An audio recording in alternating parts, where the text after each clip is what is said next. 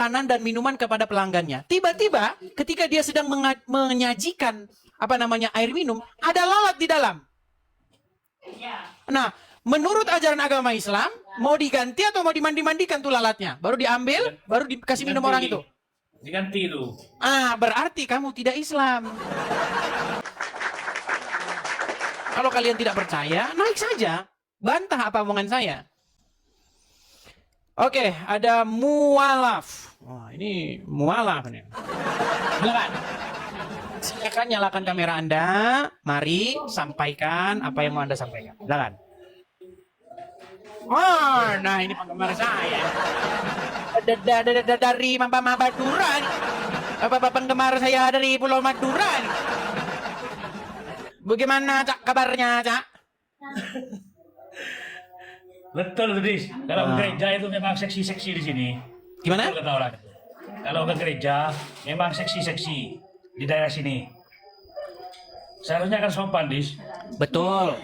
Kalau ke gereja seharusnya berpakaian yang sopan. Itu saya setuju Iya. denganmu. Ya tapi daerah sini banyak yang seksi. Ya, tetapi biasa kasih tahu begini. Sebenarnya kalau mau ke gereja itu harus berpakaian sopan. Ada orang yang ke gereja, dia tidak sadar kalau pakaiannya itu mengundang orang-orang seperti mualaf ini. Karena yang memang matanya selalu jelalatan kemana-mana. Ada. Tapi begini, tapi kadang-kadang ini kan biasanya perempuan-perempuan. Kalau laki-laki kan nggak ada yang seksi-seksi. Laki-laki biasanya ya pakaiannya gitu-gitu aja kan. Kalau perempuan kan banyak macamnya. Kadang-kadang si perempuan tersebut dia tidak sadar bahwa pakaiannya itu mengundang orang-orang yang seperti mualaf ini.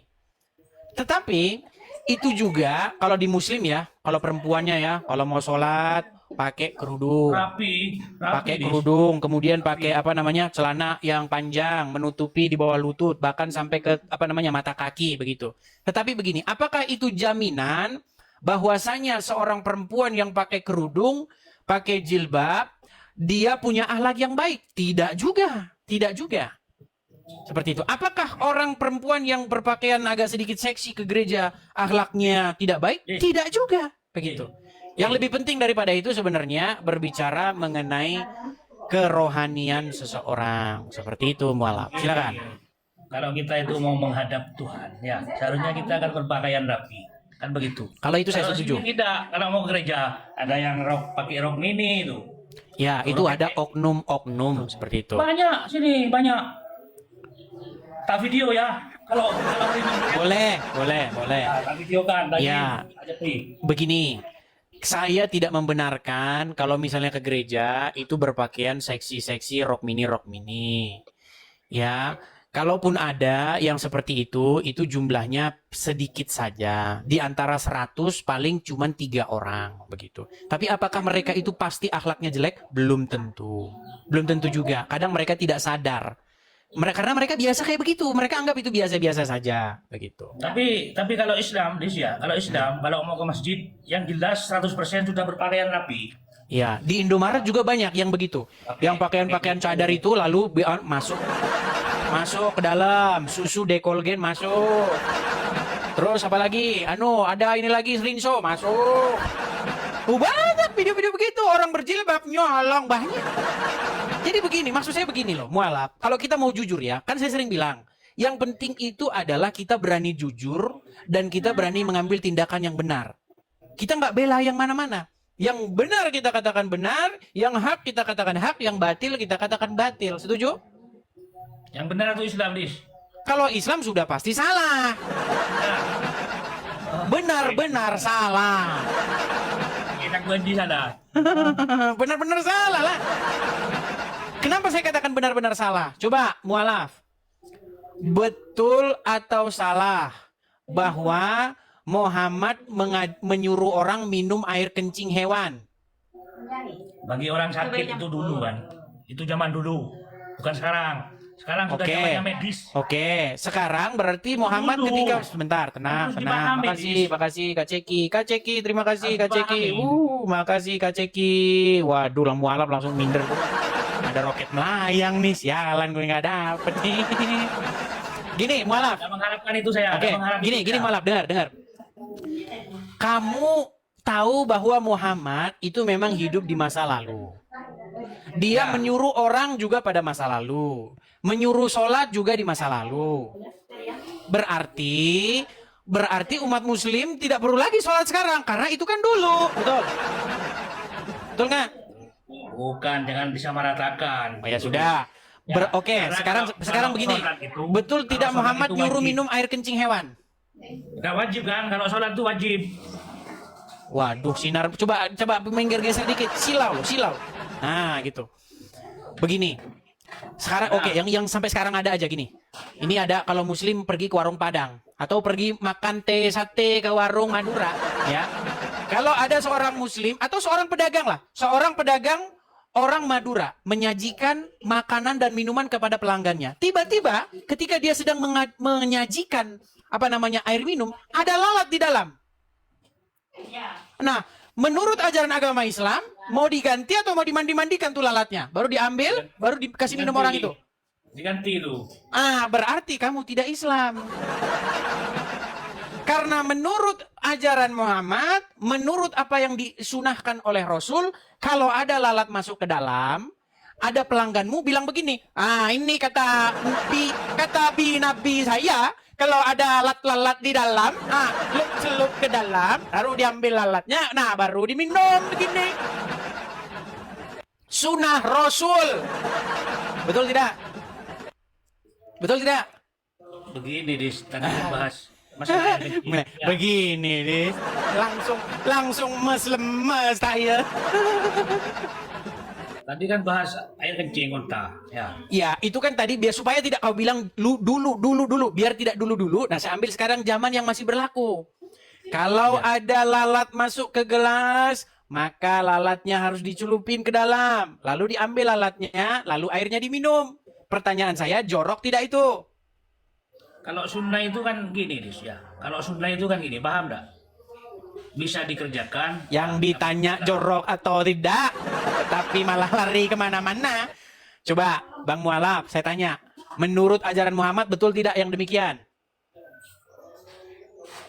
Nggak tahu, saya kurang paham, Dis. Pura, tidak tahu. Makanya saya bilang begini, Bang. Makanya yang saya Kita tahu, ini saya kalau ucapkan. diskusi, jujur. Mari kita jujur. Jangan membohongi diri sendiri. Jangan membohongi orang lain. Makanya saya bilang, ajaran Muhammad itu sudah pasti salah. Simpel saja. Ngapain kita bahas yang tinggi-tinggi di langit? Seperti itu kan sudah salah. Masa ada lalat masuk? Bang, kalau abang jual sate, ada pelanggan datang, ada lalat, pasti Anda ganti, Bang. Saya ganti, Bang, airnya. Jangan diminum, ada lalatnya, Bang. Nah, tapi kalau ajaran Muhammad, minum saja, diminum. Kan begitu, makanya saya bilang ajaran Muhammad sudah pasti salah. Mana hadisnya, Dis? Mana? Gimana? Mana? Hadisnya mana? Waduh, dia mau kita tunjukkan hadis. Baik. Dia mau kita tunjukkan hadisnya. Baik, teman-teman, saya ambil dulu HP saya. Bentar ya. Oke. Nih ya, saya tidak fitnah ya. Kelihatan ya, Bang ya? Nih, dari Abu Hurairah. Ia berkata, Rasulullah Shallallahu Alaihi Wasallam bersabda, apabila lalat jatuh di minuman seseorang dari kamu, hendaklah ia tenggelamkan lalatnya itu, kemudian buang. Karena salah satu sayapnya terdapat penyakit dan sayap yang lainnya terdapat penawarnya. Nah, jadi kalau abang jualan sate di jalan, ada lalat, jangan diganti. Mana? Yang dibuang itu apanya? Barusan, yang jelas, Dis. Yang dibuang lalatnya. Nih, saya bilang nih, ulang lagi. Perhatikan. Mana lalatnya? Mana? Perhatikan. Yang dibuang lalatnya mana? Oke, saya ini kan yang lebih jelas ya, sebentar. Memang mereka ini selalu saja mengingkari kebenaran. Sudah pun kebenaran kita beri, mereka masih terus mengingkarinya, saudara-saudara ya. Baik. Memang berat mereka ini ya. Mana, Dis? Indonesia mana? Saya mau main-main di rumah Anda, Dis. Nih, main-main ini. Datang lagi. Sulit nih, teman-teman. Oke, kita lihat lagi ya. Kelihatan ya? Kelihatan? Mana? Nih, di dalam kitab nih ya, di dalam Sahih Muslim, Sahih Bukhari ya, nomornya ini 3320. Dari Abu Hurairah. Rasulullah bersabda, apabila ada lalat jatuh ke dalam minuman salah seorang dari antara kalian, maka benamkanlah lalat itu, kemudian keluarkanlah. Sebab salah satu sayapnya ada penyakit, dan pada sayap yang lainnya ada obat penawar. Betul? Nah, iya betul. Nah iya, jadi kalau Anda jualan teh sate di jalan, ada lalat masuk minuman pelanggan, lah celup-celup mandi-mandi di situ lalatnya. Nah, bagaimana Anda memperlakukan pelanggan seperti itu? Bisa-bisa warung sate Anda bangkrut. Makanya saya bilang, Bang, bagaimana kita mau meneruskan mengikuti ajaran agama Islam kalau begitu? Makanya sudah saya bilang, tidak perlu yang tinggi-tinggi. Kita ini ambil yang simpel-simpel saja. Muhammad itu sudah sepatutnya, sudah sepantasnya dipensiunkan. Janganlah lagi menyerahkan diri kalian dipimpin, dituntun oleh Muhammad. Tetapi serahkanlah diri kalian dibimbing, dituntun oleh Yesus. Begitu. Ya. Gimana? Katamu saja. Bagaimana? Itu kan katamu saja. Kan walaupun kata saya, kan kita belajar dari apa yang kita baca. Betul. Kalau umat ini banyak yang mengikuti Anda, oh gila semua, Dis. Justru yang gila itu yang tadi itu, yang ada lalat-lalat dimasukin ke gelas, baru diminum. Itu yang saya bilang, orang gila yang di jalan-jalan itu, yang korek-korek itu. Ada lalat-lalat dimandi-mandi sama dia. Tapi beginilah, begini bro, begini. Kita ini kan sebenarnya sudah sering ngobrol panjang lebar, ya kan? Cuman saya belum melihat Anda ini mau mengambil satu langkah yang tegas. Begitu. Untuk apa? Untuk mengakui bahwa ajaran dari Muhammad ini memang salah. Masa lalat kok malah dimasuk-masukin ke minuman? Lalat itu kan kotor. Dia hinggap di tempat sampah, hinggap di nya atas apa. Masuk ke lalat kita, pastilah membawa penyakit.